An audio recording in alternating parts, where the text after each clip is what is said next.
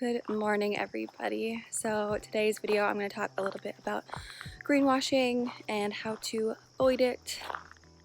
Sweet and simple. Gosh, it's so beautiful. Okay, can I flip this around? No. Ugh. How pretty is that? I love nature. We picked up a piece of trash. We're getting rained on. This is my happy place.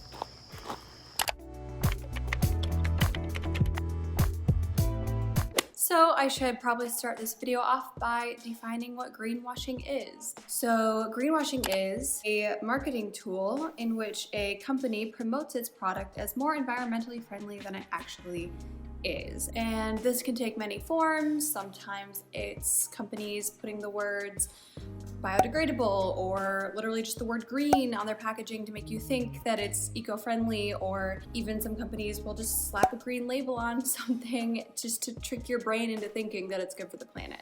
Other times companies make pretty wild claims about what they're doing for either the environment or the well-being of their workers, things like that, without anything to back it up. And that's another form of greenwashing. Okay, now let's take a look at this cleaning product here. Full disclosure, I don't know anything about this company or product. I just grabbed it out of my parents' closet. But looking at it, so you see, obviously, green label. It says the word green. It says non-toxic. It says biodegradable. So you're like, oh, that sounds good. But buzzwords like non-toxic, biodegradable, they're not regulated. It doesn't really have any meaning unless a third party verifies that it is better than the alternative. For instance, words like biodegradable, plastic is biodegradable.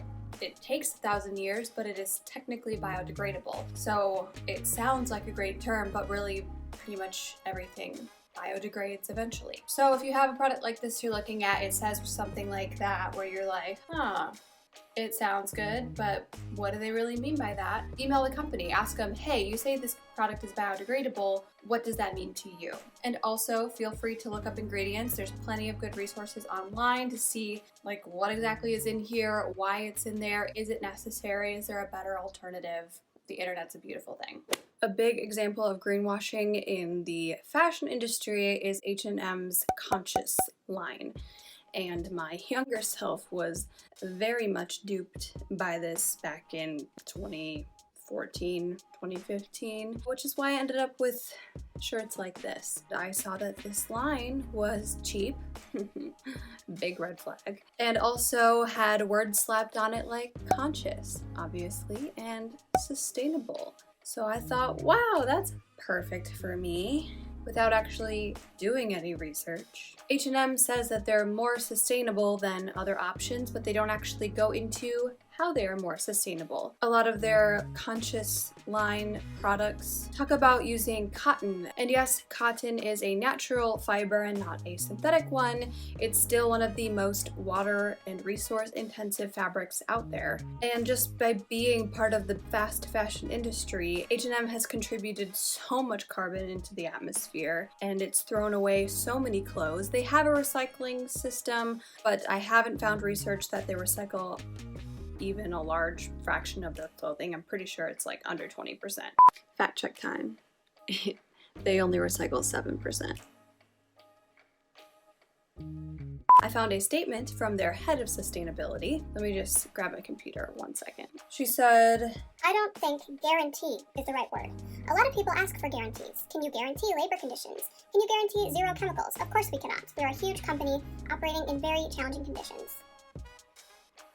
well, there you go. That's how H&M is approaching it. My biggest mindset change, I think, since I've started opening my eyes to greenwashing and to what true sustainability looks like, really knowing what I'm buying, being a conscious consumer, is instead of asking, why is this product so expensive, I've really started asking, why is that product so cheap? I really try to think about the working conditions, whether or not someone's making a livable wage on the other end of this, because we can't only think about the end of a product's life, like if it's going in the recycling, the trash, the compost, the incinerator. It's all about how it starts out too, how this product is made, and whether someone is getting the money they deserve for the work they put into this, because usually the answer is no.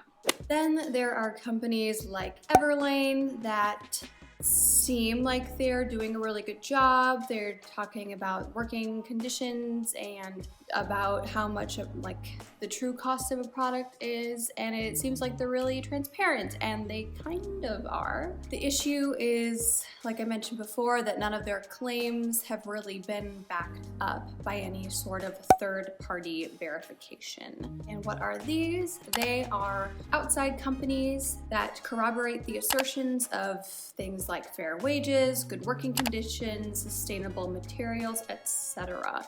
So examples of these are B Corporation, various fair trade certifications, 1% for the Planet, GOTS, USDA Organic, and many others. And a lot of smaller companies don't have the funds to get certified by these because there is a fee in order to do it, but then there's companies like Everlane that have quite a bit of money, so I feel as though if they could get certified, they would. I hope this was helpful and sort of outlined some of the ways that companies often trick you into thinking that they're helping the planet, and I hope it gave you some things to look for next time you're in the market for an eco-friendly product. If you have any questions, please let me know. Be sure to like this, hit subscribe, and ring the little bell, and I will see y'all soon.